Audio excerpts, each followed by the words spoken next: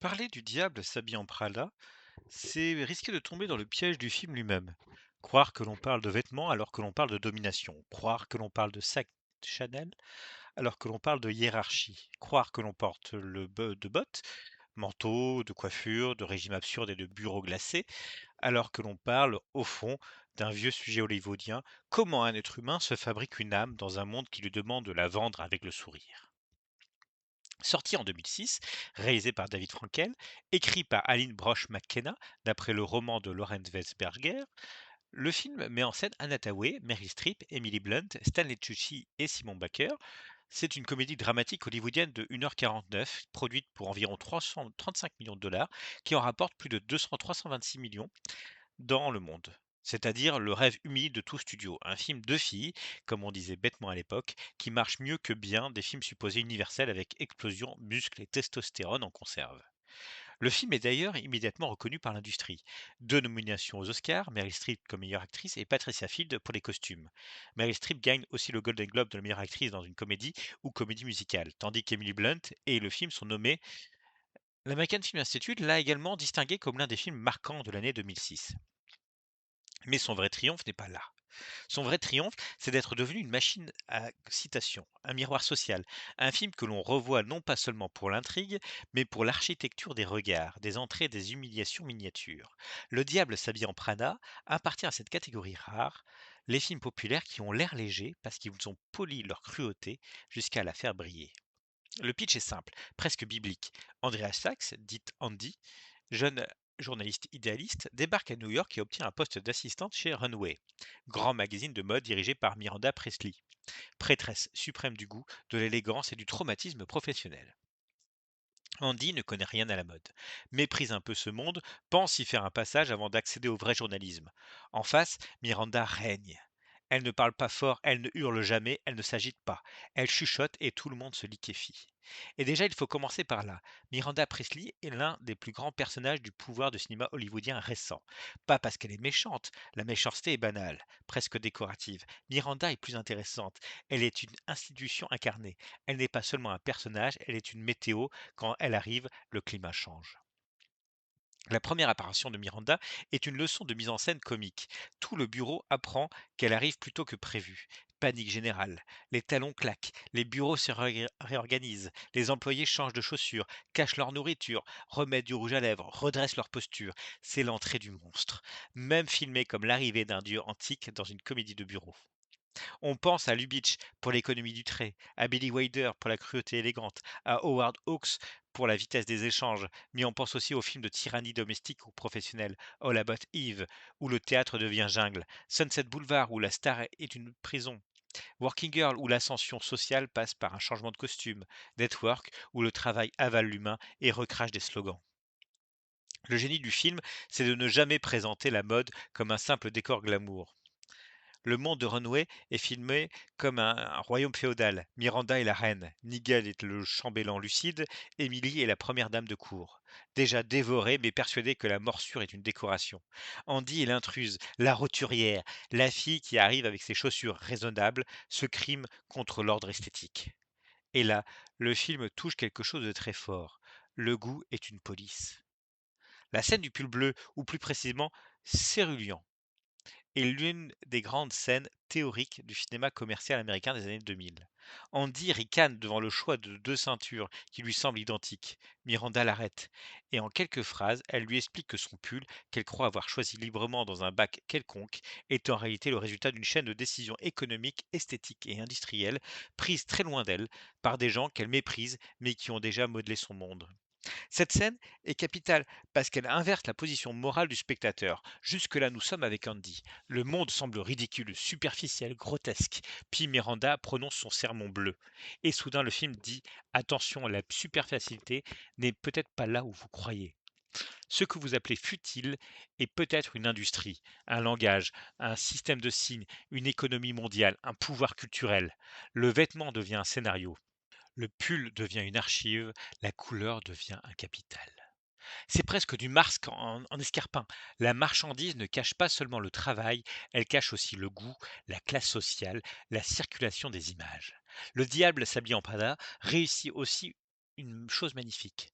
Il transforme une scène de comédie en petit traité de sémiotique populaire. Roland Barthes aurait probablement souri devant son café avant de juger la coupe du manteau. Mais évidemment, le film ne serait rien sans Meryl Streep. Et là, il faut être clair, sa performance est immense parce qu'elle refuse le grand numéro de sorcière. Miranda aurait pu être jouée comme Cruella avec des éclats de voix, des gestes tranchants, des colères théâtrales. Streep fait l'inverse. Elle baisse la voix, elle ralentit, elle raréfie. Elle comprend une loi fondamentale du cinéma. Le vrai pouvoir n'a pas besoin de volume. Miranda n'entre pas dans les pièces, elle les confisque. Elle ne demande pas, elle décrète. Elle ne regarde pas les gens, elle les évalue. Sa voix est un scalpel enveloppé dans de la soie. Elle est d'autant plus terrifiante qu'elle ne semble jamais avoir besoin de prouver son autorité, là où beaucoup d'acteurs jouent le pouvoir comme une force en expansion. Strip le joue comme une force déjà installée. Miranda n'a pas à conquérir le monde visiblement a déjà signé le bail. Ce jeu renvoie à toute une généalogie de femmes de pouvoir au cinéma. On pense à Bette Davis dans All About Eve, reine blessée du théâtre, à Joan Crawford dans Mildred Pierce, femme qui transforme le sacrifice en empire, à Marlène Dietrich chez Sternberg, figure composée comme une icône froide, à Glenn Close dans Liaison dangereuse, où le contrôle social devient art meurtrier. Mais Miranda Presley appartient aussi à une lignée plus moderne, celle des monstres professionnels qui ne sont pas monstrueux parce qu'ils échouent moralement, mais parce qu'ils réussissent trop bien. Et c'est là que le film devient plus ambigu qu'il n'en a l'air. Le diable s'habille en Prada critique Miranda, mais il l'admire. Il critique Runway, mais il filme Runway avec une volupté évidente. Il critique l'aliénation par le travail, mais il rend cette aliénation excitante. Voilà tout le paradoxe délicieux du film. Il prétend dire sortez de là tout en filmant la cage comme un palace. À ce titre, le parcours d'Andy est passionnant. On pourrait le réduire à une transformation de comédie romantique. La fille mal habillée devient élégante, réussit professionnellement, perd son copain, retrouve son intégrité. Mais ce serait trop simple. En réalité, Andy ne devient pas seulement mieux habillée, elle apprend à lire le monde. Les vêtements ne sont que la surface visible d'un apprentissage plus brutal. Elle découvre que la compétence ne suffit pas, qu'il faut aussi maîtriser les codes, les rituels, les silences, les alliances. Elle découvre que le mérite n'est jamais nu. Il porte toujours un manteau. La séquence de relooking, avec Nagel comme Pygmalion bienveillant, est à la fois jubilatoire et problématique. Jubilatoire parce que le cinéma adore ces métamorphoses, de Cendrillon à My Fair Lady, de Funny Face à Pretty Woman. Hollywood a toujours aimé raconter l'ascension par l'apparence. Problématique parce que le film sait aussi que c'est une capitulation. Andy devient visible au moment où elle accepte les règles du jeu. Son élégance nouvelle est une armure, mais aussi une reddition. C'est là que la comparaison avec Funifest est essentielle. Dans le film de Stanley Donen, Audrey Hepburn passe de la librairie existentialiste au monde de la mode parisienne. Le film est aérien, chorégraphique, coloré, presque irréel. La mode y est une fantaisie musicale. Dans Le Diable s'habille en Prada, la mode n'est plus un rêve dansé. C'est une chaîne de commandement. On est passé de la robe comme envol à la robe comme badge d'accès. La légèreté s'était bureaucratisée. Même le glamour a une réunion à 8h30. Le personnage de Nigel, joué par Stanley Tucci, est d'ailleurs magnifique parce qu'il donne une humanité au système sans jamais l'innocenter. Nigel sait que Runway broie les gens, mais il sait aussi que ce monde lui a donné une langue, une identité, une place. Il a la lucidité des survivants. C'est un personnage secondaire, mais il porte la mélancolie secrète du film.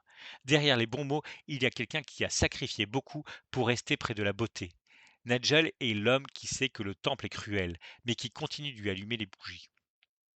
Emily Blunt, elle, vole presque le film par les côtés. Son personnage pourrait être une simple peste de bureau. Elle en fait une tragédienne miniature de la frustration. Emily est drôle parce qu'elle est odieuse, mais elle est touchante parce qu'elle est déjà vaincue. Elle est touchante. Elle ne rêve pas d'être libre. Elle rêve d'être mieux enfermée. Paris, pour elle, n'est pas une ville, c'est une absolution. Elle ne veut pas quitter le système, elle veut être choisie par lui. C'est très cruel et très juste. Le film est d'ailleurs beaucoup plus cruel avec les personnages secondaires qu'il n'y paraît. Les amis d'Andy, son petit ami Nate, son entourage normal sont souvent représentés comme les garants de l'authenticité. Pourtant, à la révision, ils paraissaient parfois étrangement mesquins. Ils reprochent à Andy de changer, mais profitent volontiers des cadeaux qu'elle ramène. Ils défendent une morale simpliste, presque confortable. Reste toi-même, mais si possible sans que cela nous dérange. Le film veut sans doute qu'on voit Nate comme la voix du bon sens. Beaucoup de spectateurs contemporains y voient plutôt le petit ami qui supporte mal que sa compagne découvre là en l'ambition, la soupe est froide, le patriarcat aussi. Ce point est intéressant parce qu'il révèle une tension du film. Le diable s'habille en Prada est un film de 2006, encore attaché à l'idée qu'une femme ambitieuse doit rendre des comptes effectifs à tout le monde. Andy travaille trop. Andy oublie ses proches. Andy devient superficiel. Mais en face, le film montre aussi que l'exigence professionnelle imposée à Andy serait probablement admirée chez un personnage masculin. Si Andy était un jeune homme dans un film de Scorsese ou de Fincher, on appellerait cela payer le prix de la réussite. Ici, on appelle cela perdre son âme. La différence est savoureuse et un peu empoisonnée. La comparaison avec The Social Network peut sembler lointaine, mais elle est éclairante. Dans les deux films, un jeune personnage entre dans un système de réussite où l'intelligence ne suffit pas. Il faut apprendre les codes, trahir un peu, se durcir, sacrifier des relations. Mais là où Mark Zuckerberg devient une figure tragique de l'entrepreneur froid, Andy doit revenir vers une forme de pureté morale.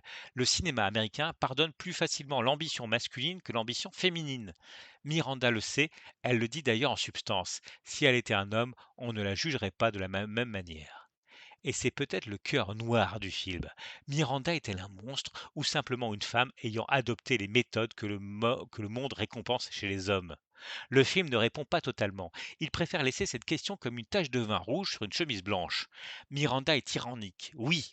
Elle humilie, manipule, sacrifie Nigel, mais elle est aussi l'une des rares à dire la vérité sur la violence du monde professionnel. Elle n'enjolive rien, elle ne vend pas du bien-être, elle vend de la survie. La grande scène parisienne, lorsque Miranda apparaît sans maquillage émotionnel, est donc décisive. Pour la première fois, elle n'est plus seulement l'icône, elle est une femme fatiguée, vulnérable, dont le mariage s'effondre. Mais là encore, Strip refuse le pathos. Elle ne demande pas pitié. Elle laisse seulement apparaître la fissure dans le marbre. Et cette fissure suffit. Le film nous rappelle alors que les tyrans professionnels sont aussi des constructions défensives. Miranda est peut-être devenue Miranda parce que le monde ne lui aurait jamais pardonné d'être simplement humaine.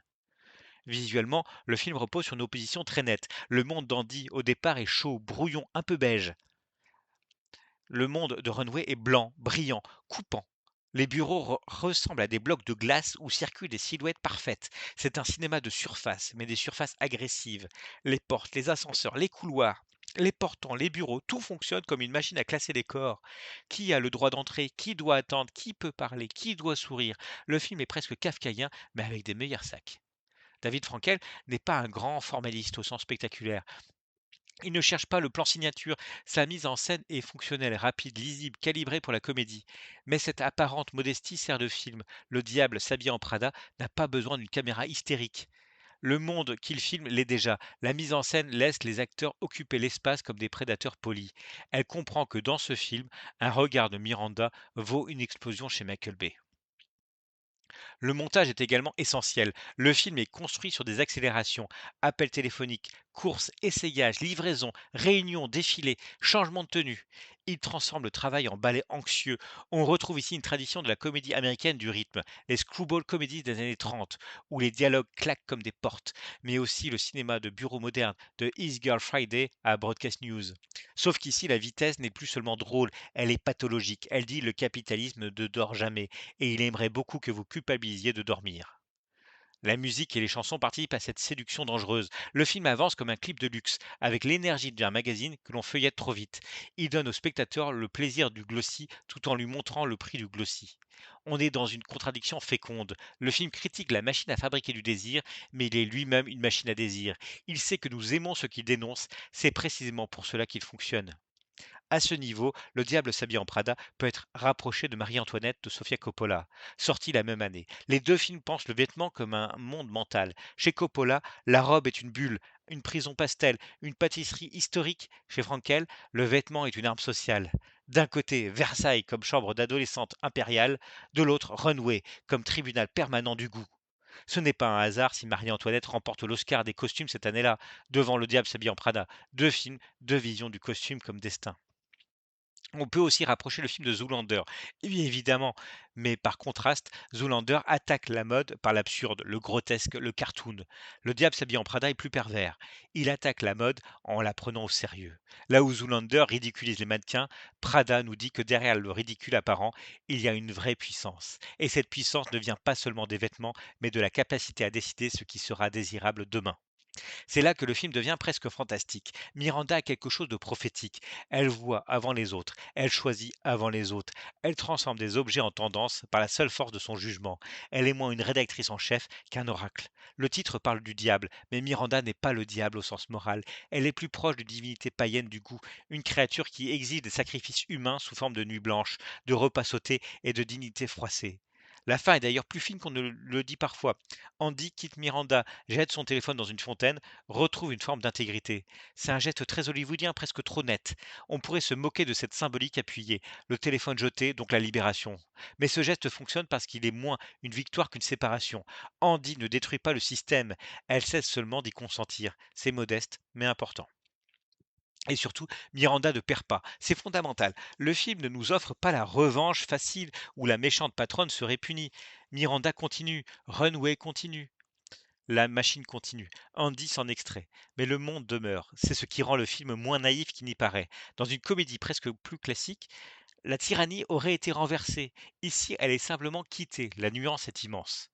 Le dernier regard de Miranda dans la voiture est l'un des plus beaux moments du film. Elle voit Andy, elle esquisse presque un sourire puis se reprend. Ce micro-sourire, aussitôt effacé, dit tout. Reconnaissance, orgueil, regret peut-être, mais surtout impossibilité de se laisser voir. Miranda ne peut pas offrir à Andy une bénédiction explicite. Ce serait sortir de son rôle. Alors elle fait ce qu'elle sait faire. Elle contrôle son visage. Le masque se referme, clapet de luxe. C'est aussi cela le cinéma, une émotion qui passe avant que le personnage ait le temps de la censurer. Le diable s'habille en Prada reste donc un film passionnant parce qu'il est double. En surface, c'est une comédie brillante, drôle, rythmée, pleine de répliques cultes et de tenues magnifiques. En profondeur, c'est un film sur la violence du travail, la fabrication sociale du goût, la culpabilité féminine, la séduction de la domination et le prix de l'ambition. Il appartient à cette ligne de films hollywoodiens qui emballe une critique sociale dans un papier cadeau si beau qu'on hésite à le déchirer. On peut lui reprocher certaines facilités, le petit ami mal écrit, la résolution morale un peu sage, la critique du système qui reste compatible avec le plaisir de la consommation. Mais ces limites font aussi partie de son intérêt. Le film ne se tient pas hors du monde qu'il critique, il est dedans, parfaitement maquillé, parfaitement coiffé, coupable et irrésistible. Au fond, Le diable s'habille en Prada n'est pas seulement l'histoire d'une jeune femme qui apprend à porter des vêtements de créateur. C'est l'histoire d'une jeune femme qui comprend que tout milieu professionnel est un théâtre, que tout théâtre a ses costumes, et que tout costume finit par poser une question. Est-ce que je le porte ou est-ce lui qui me porte? Et si le film demeure si jouissif 20 ans après, c'est parce qu'il nous laisse avec cette contradiction délicieuse. Nous savons que Miranda est toxique, nous savons que Runway est une centrifugeuse à âme, nous savons que le système est absurde, injuste, épuisant. Mais quand Miranda entre dans le bureau et murmure That's all, une petite partie de nous se redresse comme quand même sur sa chaise. C'est peut-être ça le vrai diable du film. Non pas Miranda, non pas Prada, non pas la mode. Le diable, c'est le désir d'être choisi par ce qui nous détruit.